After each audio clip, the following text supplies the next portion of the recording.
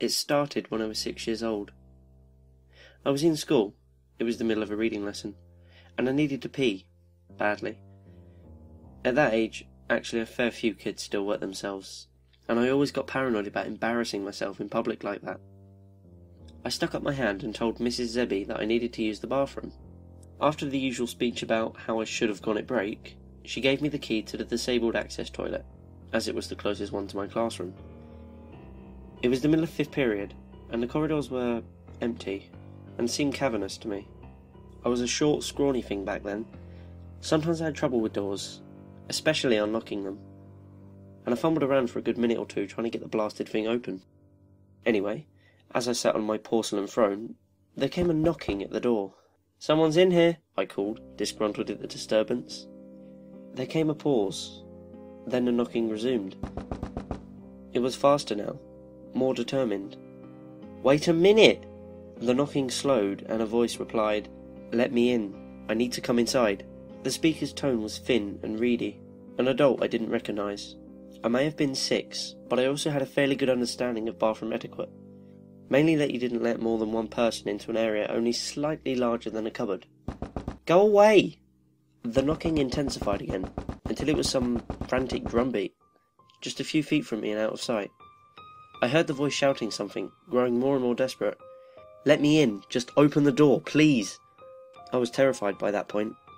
The hammering and yelling was so loud, and yet nobody had come to investigate it.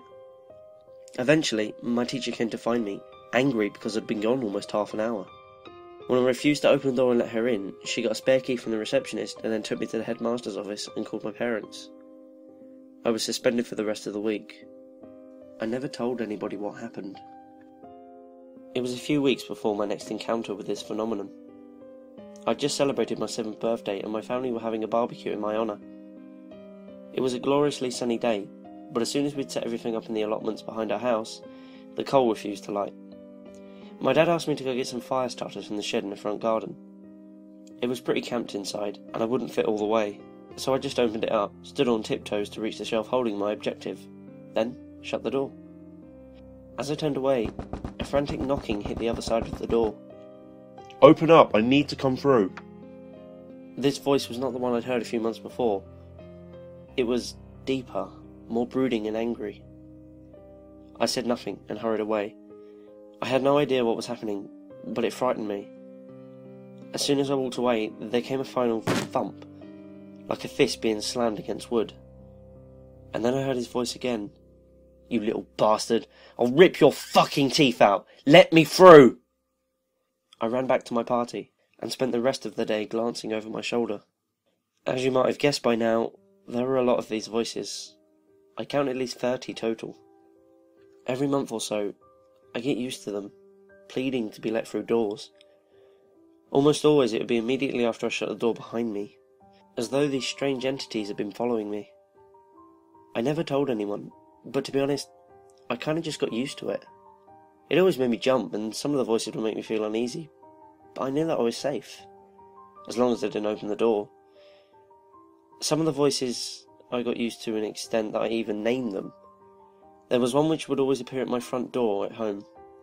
We have frosted glass, and I could see a silhouette of an average-sized man wearing a cap of some sort. He never spoke, but occasionally he would push envelopes containing blank pieces of paper through the letterbox. I called him the postman. He was one of the more unsettling ones. If I tried to speak to him, he would look up sharply and then begin knocking. I generally left the postman alone. 20 years on, I've retained as much normality as possible. I have plenty of friends. I have an on-off relationship with a girl I met last year. Not bad for a guy who wakes up in the middle of the night and listens intently to noises you can't hear on the other side of the door. Yeah, my buddies think I'm strange and kooky, but they put up with it. They're all great. I'll miss them. You see, things have started to get strange. Well, stranger than usual, I suppose. 3 weeks ago I awoke sweating and crying, though I do not know why. My dream had been, from what I recall, fairly normal, when a huge shadow had abruptly fallen over everything. Literally, the second I opened my eyes, there came a knocking at my bedroom door. Not just normal knocking, though. This one was truly frantic. Who goes there? I yelled. Please, help us. I was surprised. It was the sadistic, angry voice that I remember from my father shed on my 7th birthday. But it seemed genuinely sincere. There was a pained tone to it, as though the speaker were grievously wounded. I actually found myself pulling back the sheets to get up, but I hesitated. I'd never been tempted to open the door. I suppose as a child, I had so rigorously drummed it into my head that the idea of whatever lay behind was evil, that it was just common sense.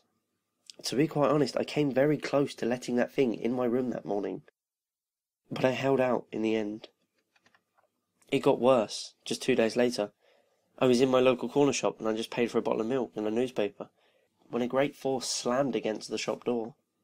Simultaneously, a voice began screaming, a long, kneeling squeal of pain. I whirled to face the door, but there were so many flyers plastered over the glass that I could only make out the shape of a woman on the other side, slapping her palms against the window. The shopkeeper stared at me, as though I were crazy. In the end, I asked if he had a bathroom I could use, murmured some half-out-thought excuse, and hid in there for 10 minutes until the screaming stopped. There were 4 more incidents between then and now, a mixture of screams and tearful begging. The postman stopped by yesterday too. He knocked politely before sliding his usual letter through the letterbox. Then another, and then another. A total of 10 brown envelopes. The postman waited for a few minutes, knocking occasionally, and then he left me alone. Each letter contained a sheet of A4 paper, but somebody had taken a black pen to the pages, scribbling and shading them with such vigour that there were large tears around the centre, and the edges were frayed. I shoved them back into their envelopes and tried to put it from my mind. Earlier, my bedroom door shook, violently.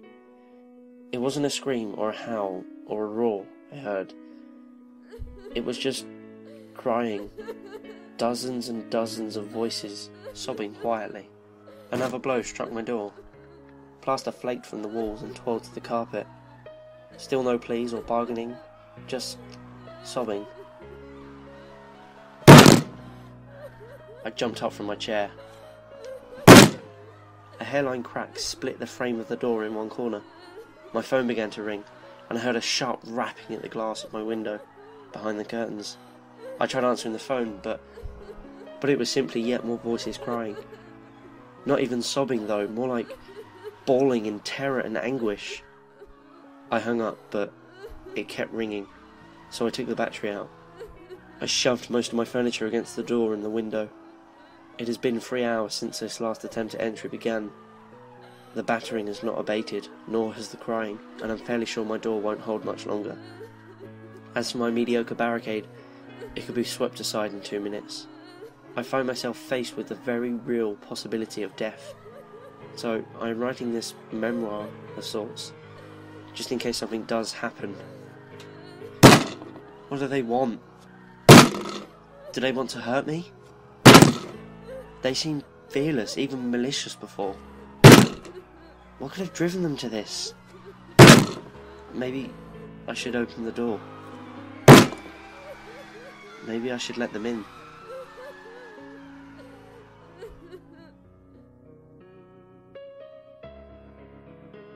Silence fell. I realised that even the crying had ceased. For a whole minute, I sat there, and then I got up and hurried to my door, eager to escape this claustrophobic situation. Perhaps I'd go outside, or I could be far from any doors and that damn knocking. I pulled away my barricade and turned the handle. Locked. Kneeling, I peered through the keyhole. Beyond my bedroom door was not the corridor that I remembered, but another room. Some kind of library or classroom, I think. It seemed unoccupied, but for one kid, sitting and reading with his back to me. I banged on the door. Hey kid, let me out, okay? He glanced over his shoulder. Yeah, over here. Could you open the door, please? I can't. I'm in detention. I'm not supposed to talk to anybody. Go away. He turned from me. Confused and exasperated, I began to stand up. A loud bang shattered the silence once more. I realised that it sounded like a fist being pounded against glass. My window. I heard it again, but this was not the frantic knocking of somebody wanting to get inside. This wasn't even an attempt to break in. Whatever was beyond that curtain and glass knew I was inside.